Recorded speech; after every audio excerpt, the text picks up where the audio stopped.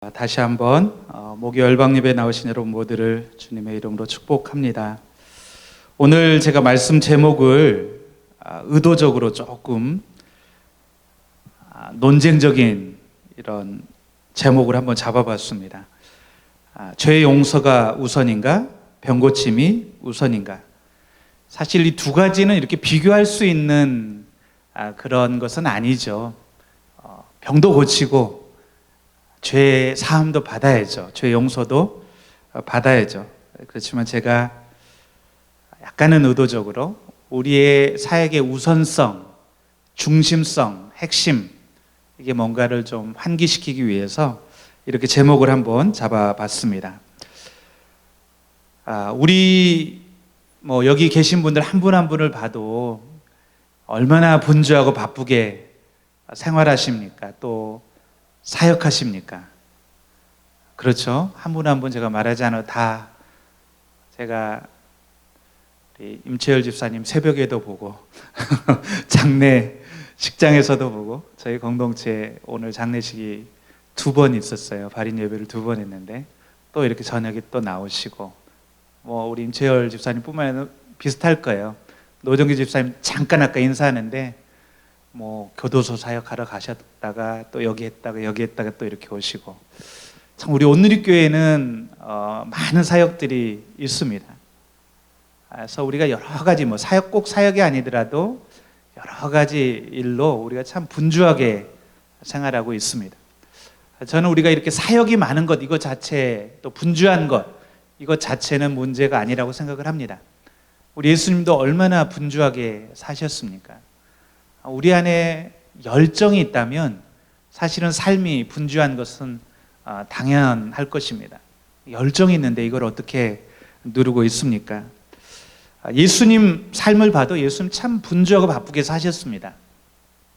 사실 예수님은 모든 사람들, 모든 인생의 해결책을 가지고 계신 분 아닙니까? 예수님은 창조주시고 하나님이시고 능력이 충만하신 분이십니다.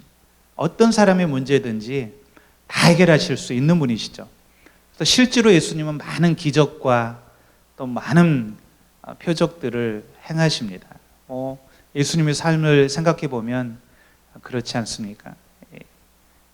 혼인잔치 집에 가서 물을 포도주로 변화시켜 주시기도 하고 또 빈들에서 쫄쫄 굶고 있는 그 수많은 무리들을 보시고 불쌍히 여기셔서 보리떡 5개와 물고기 2마리로 5,000명을 먹이시는 기적을 행하기도 하시고 또 제자들 그 갈릴리 호수 건너다가 막 물에 빠져 죽는다고 그러니까 기도하시다가 막 가셔가지고 무리를 걸어서 가셔서 파도를 잠잠케 하시기도 하시고 또 귀신도 쫓아내시고 수없이 많은 병자들을 고쳐주시고 예수님의 마음에는 긍휼함이 많았기 때문에 예수님이 수많은 무리들을 보실 때 마치 목자 없는 양 같음을 인하여 불쌍히 여기시잖아요. 그들이 방황하고 유리하는 모습을 보고 불쌍히 여기셔서 예수님은 정말로 녹초가 되시도록 있는 힘을 다해서 새벽부터 저녁까지 사역하셨습니다. 너무나 때로는 피곤하셔서 배 타고 가시다가도 주무시기도 하시고 예수님 하면 저는 그런 모습이 떠오릅니다. 그럼에도 불구하고 예수님 사역을 보면 예수님 사역에는 분명한 초점이 있었습니다. 예수님은 분명한 우선권이 있었습니다. 그것은 십자가였죠. 예수님 자신의 대속의 사역, 모든 사람들의 죄를 대신 속하는 하나님이 이 땅에 예수님을 보내신 그 목적 자체가 바로 속죄 사역이었기 때문에 예수님은 이것을 잊어본 적이 없습니다. 사람들이 예수님에게 정치적인 메시아가 되어주기를 원하고 왕으로 세우려고 하고 이랬을 때도 예수님은 한 번도 그런 유혹에 넘어가시지 않고 예수님들 아버지의 뜻, 나를 보내신 분의 뜻, 예수님이 지셔야 될 십자가, 그 십자가를 향해서 나아가셨습니다. 오늘 본문도 보니까 우리가 읽은 본문도 보니까 예수님이 가버나움에 들어가셨는데 예수님이 들어오셨다는 소문이 나니까 수많은 인생의 질거와 또 문제를 가지고 있는 사람들이 사방에서 몰려든 거예요. 너무나 많은 사람들이 몰려들어서 이제 이 집안은 물론이고 문 밖까지도 발디딜 틈이 없었다고 그럽니다. 발디딜 틈이 없이 많은 사람들이 예수님 주변에 모여들었습니다. 예수님은 그 많은 사람들을 거절치 않으시고 말씀을 가르치기도 하시고 병자들을 고쳐주기도 하시고. 근데 본문에 보면 재밌는 사건이 나오죠. 내 친구가 중풍 환자 한 명, 자신들의 친구 중풍 환자를 데리고 이 환자의 병을 고치기를 소망하면서 옵니다. 근데 사람들이 너무 많으니까 예수님께 나아갈 수 없을 때 그들이 한 가지 기발한 생각을 하죠. 바로 지붕으로 가서 지붕을 뚫고 이 환자를 달아내립니다. 그러니까 어떻게 보면 새치기죠. 많은 사람들이 지금 예수님 줄 서서 예수님 한번 만나보려고 기다리고 있는데 이분들이 어떻게 보면 새치기 한 것이고 또 남의 집 지붕을 뚫고 이렇게 내려갑니다. 굉장히 무례하다고 볼 수 있고, 그래서 사람들은 굉장히 인상을 찌푸리고 이 사람들의 이 무례한 모습, 이 사람들을 보면서 아마 마음이 굉장히 상했을 텐데, 예수님은 그들이 그렇게 지붕을 뚫고 이 중풍 환자를 내리는 그 모습에 화를 내시거나 마음이 상하신 것이 아니라 5절에 보니까 예수께서는 그들의 믿음을 보시고 그럽니다. 예수께서는 그들의 믿음을 보시고. 이 구절 우리가 좋아하죠. 그러니까 예수님이 사람을 바라보는 기준과 우리가 일반적으로 바라보는 그 기준 조금 다른 걸 알 수가 있어요. 우리는 어떤 사람을 좋아하냐면 다른 사람에게 패기치지 않고 교양 있고 점잖고 이런 사람 좋아하잖아요. 고상한 사람. 근데 예수님은 무엇을 보시냐면 그 마음속에 믿음을 보셨다고 그랬어요. 예수님에 대한 신뢰, 예수님에 대한 순전한 믿음이 있는가? 그 믿음이 있다 그러면 이렇게 좀 태도나 이런 게 좀 거칠고 다듬어지지 않고 이래도 예수님은 그 믿음을 보시고 반응하십니다. 예수님이 그들의 믿음을 보시고 반응하십니다. 중풍 환자를 향해서 말씀하시죠. 애야, 내 죄가 용서받았다. 애야, 내 죄가 용서받았다. 이 전체적인 문맥에서 보면 상당히 생뚱맞은 좀 뜻밖의 그런 말 아닙니까? 애야, 내 죄가 용서받았다. 아무도 기대하지 않았던 말입니다. 이 내 친구 그리고 중풍 환자가 예수님께 나왔을 때는 사실은 자기들의 친구의 이 질병, 너무나 오랫동안 어렸을 때부터 같이 자랐던 이 친구가 어느 날 쓰러져서 이제 중풍병에 걸려서 쓰러져서 움직이지 못하고 누워만 지내는 이 안타까운 모습을 보고 이 친구를 고쳐질 것을 바라서 예수님 앞에 나왔는데, 그런데 예수님이 내가 너를 고쳐주겠다, 걱정하지 마라, 아니면 바로 일어서라, 뭔가 이렇게 질병을 고쳐주는 말씀을 하셔야 되는데 예수님께서 애야, 내 죄가 용서받았다. 예수님이 이렇게 뜻밖의 말을 하실 때는 분명히 의도가 있고 뜻이 있는 것이죠. 성경에서 이렇게 문맥에 맞지 않고 전혀 예상 외의 어떤 구절이 나올 때는 우리가 묵상거리가 있는 것이죠. 왜 예수님이 갑자기 죄 문제를 말씀하셨을까? 애야, 내 죄가 용서받았다. 이 말은 예수님께서 이 중풍병자를 보실 때 뿐만 아니라 우리를 보실 때 우리 인생의 가장 근본적인 문제, 아니면 우리 인생의 가장 큰 문제는 죄 문제라는 것을 알려주시기 위해서 그런 것이죠. 이 중풍병자의 눈에 보이는 문제는 병입니다. 질병입니다. 이걸 고치는 것이 그의 인생의 최대의 문제를 해결해 주는 것처럼 보이지만, 그렇지만 예수님은 눈에 보이지 않는 더 근본적인 문제, 바로 죄의 문제를 다루십니다. 이 구절을 통해서 첫 번째 예수님은 우리의 인생의 이 죄 문제가 이렇게 심각하다는 것을 일깨워 주시려고 하는 것이죠. 이 죄라는 게 무엇입니까, 여러분? 성경은 이 죄가 우리 하나님으로부터 우리가 단절된 문제, 우리가 하나님 없이 살겠다, 하나님을 떠나서 하나님으로부터 단절된 그 문제가 죄라고 말하지 않습니까? 사실은 우리가 경험하고 있는 모든 문제들, 고통들, 이것들은 이 근본적인 죄로부터 비롯되는 어떤 죄의 증상과 같은 문제들이죠. 우리가 하나님으로부터 단절되었기 때문에, 우리가 하나님을 떠났기 때문에, 우리가 하나님 없이 살겠다고 했기 때문에 거기서부터 비롯된 것이 바로 우리 인생이 경험하는 여러 가지 질병, 그게 불안, 두려움이든지 빈곤의 문제들, 이 모든 것들이 거기서 발생한 것이죠.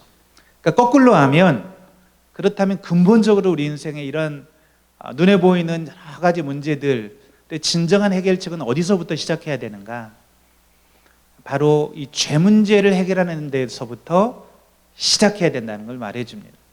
이 중풍병이 눈에 보이는 문제지만, 그러나 더 근본적인 죄 문제를 해결해야 이 중풍 환자의 진정한 문제가 해결되는 것이죠.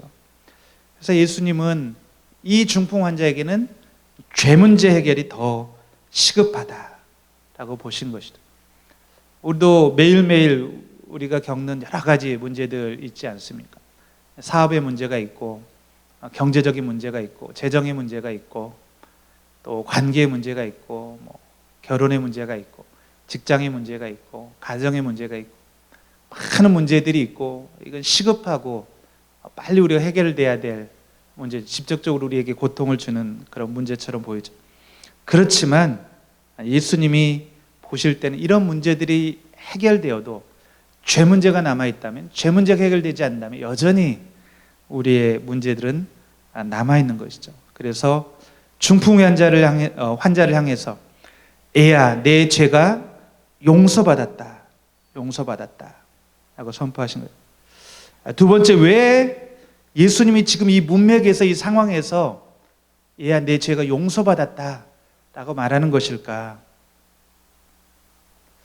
사실 이제 이 말 때문에 같이 있었던 율법학자들, 바리새인들이 굉장히 반발하고 마음속으로 했지만 막 부글부글 끓어오르죠.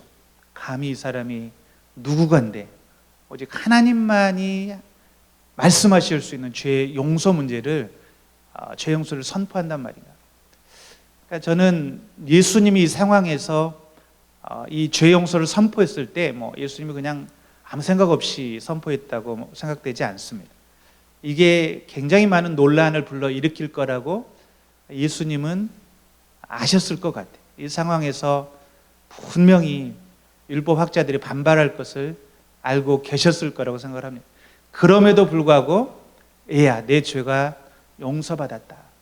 예수님이 이 죄 용서를 선포하신 것은 바로 예수님 자신이 죄를 용서할 수 있는 권세를 가지신 유일한 존재다. 우리의 죄 문제를 해결할 수 있는 유일한 존재다. 이것을 나타내기 위해서, 드러내기 위해서, 보여주기 위해서 예수님께서 이렇게 하셨다고 생각이 됩니다. 우리 10절 말씀 같이 한번 읽어보겠습니다. 10절 시작. 그러나 인자가 땅에서 죄를 용서하는 권세가 있는 것을 너에게 알려주겠다. 그리고 예수께서 중풍병자에게 말씀하셨습니다.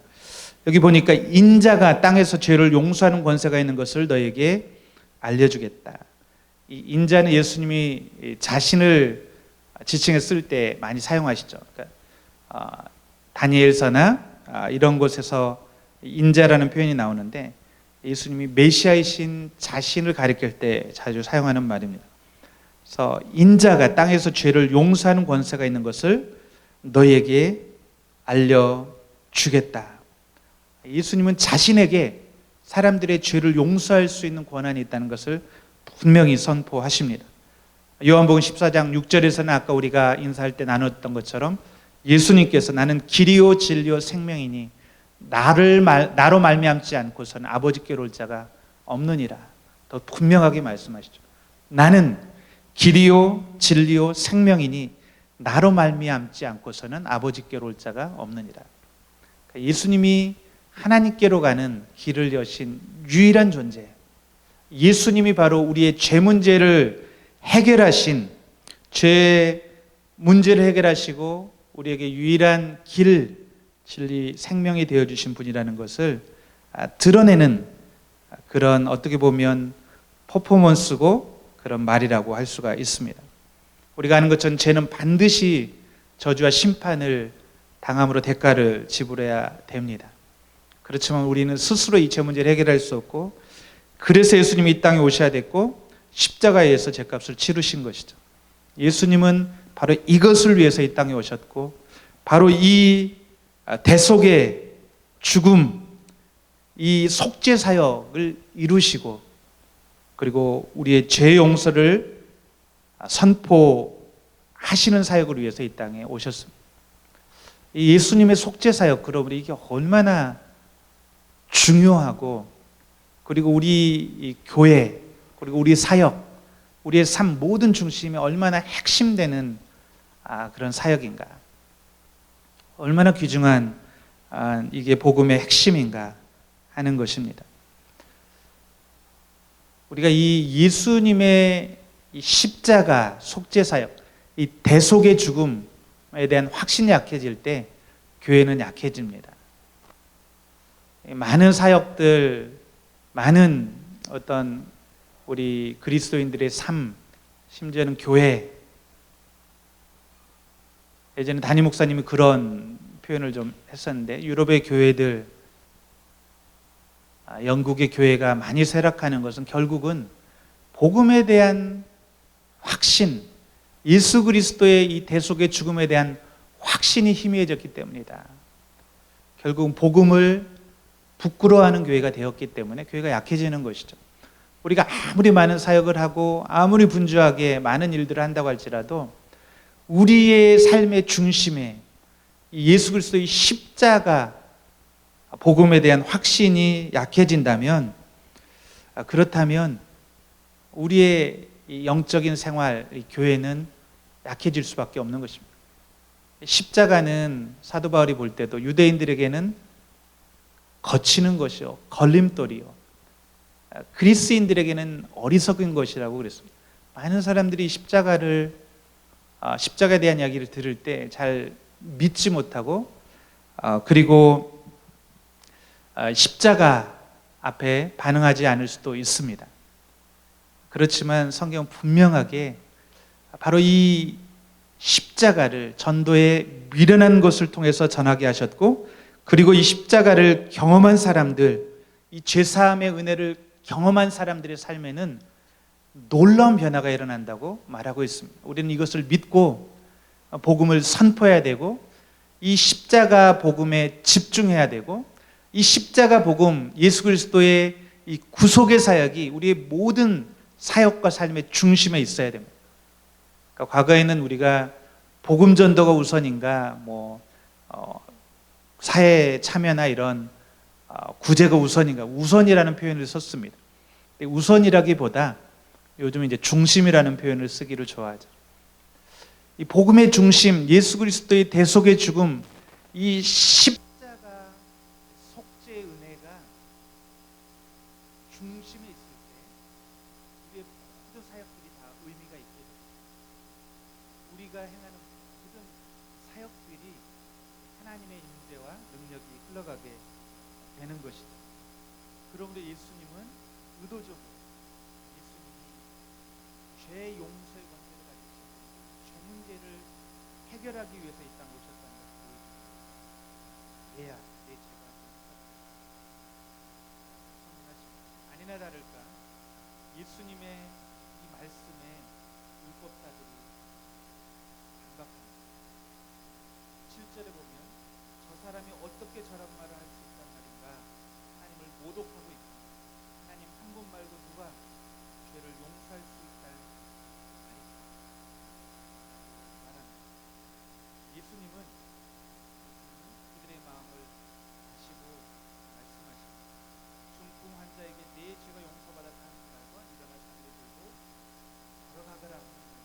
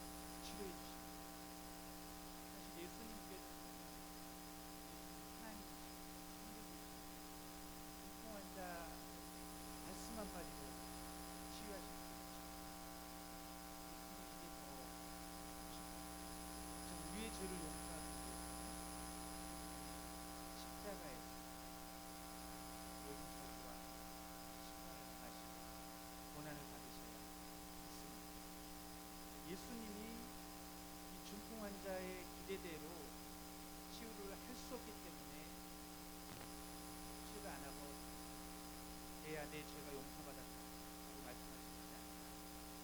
죄 문제 해결이 중요하기 때문에 먼저 그것을 말씀하셨다는 것이죠. 여기서 우리가 세 번째 무엇을 할 수 있는가? 죄 문제가 해결되면 죄 문제가 해결되면 얼마든지 우리의 삶의 다른 문제를 해결할 수 있는 것입니다. 죄 문제 해결은 전체적으로 다른 문제 해결을 가져올 수 있다는 것을 알 수가 있습니다. 논리적으로도 그렇죠, 여러분. 우리 죄가 죄 문제가 해결되고 죄 용서를 받았다는 것이 어떤 의미가 있습니까? 하나님의 임재 안에 들어갈 수 있다는 것, 성령께서 우리 안에 임하실 수 있는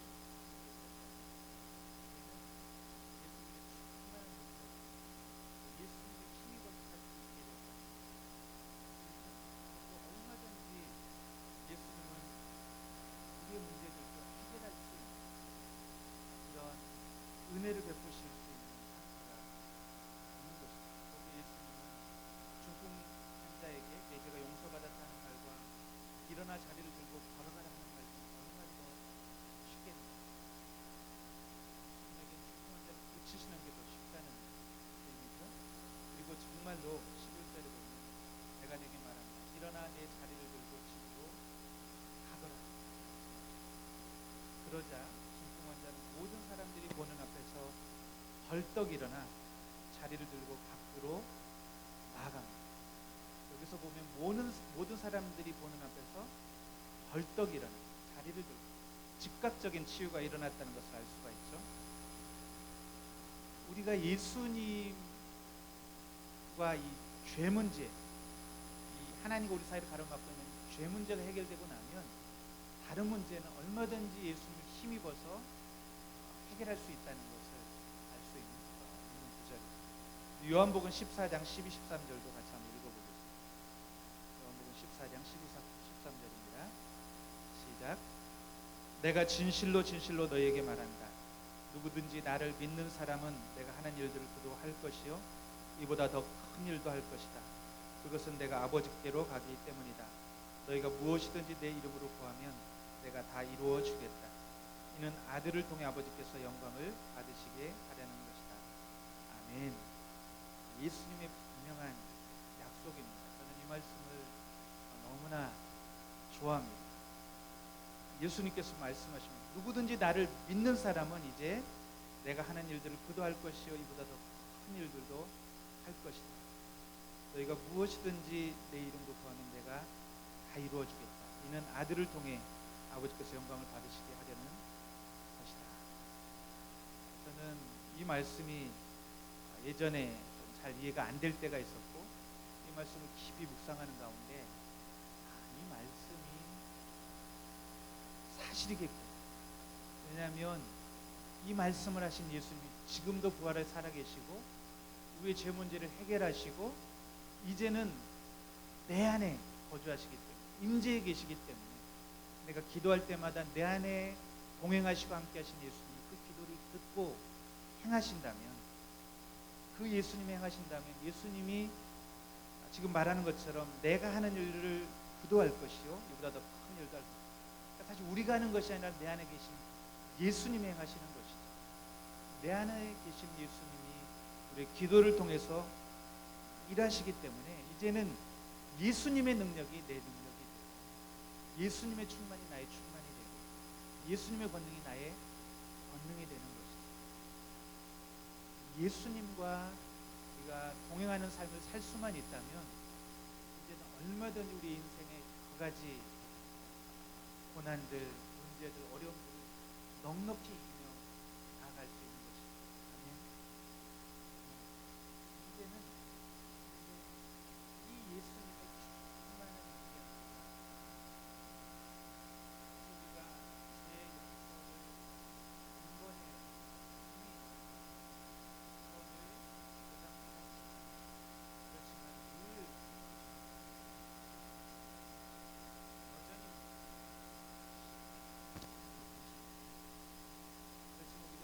죄 문제, 죄가 얼마나 우리 인생의 심각한 독이고 하나님과 우리 사이를 가로막는가를 깨닫고 날마다 예수 그리스도의 십자가의 보혈을 의지하고 그 피로 우리를 씻고 우리 안에 주님으로 충만히 임재하시고 일하시게 하면 예수님이 얼마든지 우리의 문제를 해결해 주실 수 있는 것이죠. 이런 중풍 환자같이 심각한 질병마저도, 이 중풍 환자 얼마나 심각한 병입니까? 이 무기력하게 누워있을 수밖에 없는 사람이 예수님의 한마디로 벌떡 일어나서 자리를 들고 집으로 가는 일들이 일어나지 않습니까? 사랑하는 여러분, 여러분의 지금 삶의 문제들이 무엇입니까? 여러분 안에 계신 예수님은 얼마든지 그 문제를 해결하실 수 있는 주님이십니다. 주님은 우리의 삶에 임재해 계시고 우리와 동행하시고 우리가 주님의 이름으로 기도할 때마다 우리의 기도에 응답하시겠다고 약속하신 주님이십니다. 문제는 우리가 이 주님으로 충만한가, 정말로 이 주님을 신뢰하고 있는가, 이 주님이 나의 문제보다 나의 현실보다 더 크신 분이라는 것을 우리가 정말로 신뢰하는가, 여기에 달려있는 것이죠.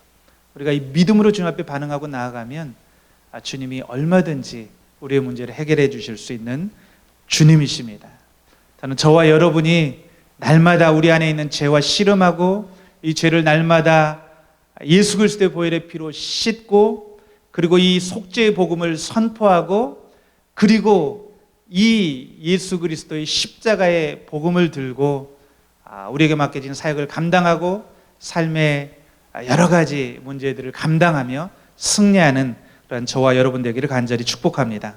기도하겠습니다.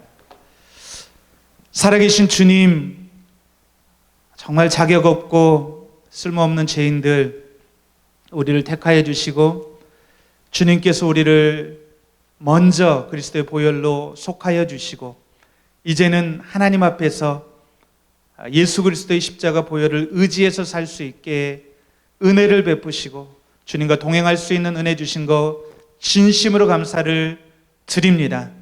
이 시간도 우리 안에 살아계신 예수님을 바라봅니다. 우리 안에 동행하시는 주님을 바라봅니다. 예수 그리스도를 힘입어 한 걸음 한 걸음 나아가며 예수 그리스도의 십자가 복음을 의지해서 승리하는 삶 살기를 간절히 소망합니다. 하나님, 우리의 사역의 중심에 날마다 이 십자가가 있게 도와주시고 예수 그리스도의 보혈의 능력이 있게 도와주시옵소서. 감사하며 예수님의 이름으로 기도드렸습니다.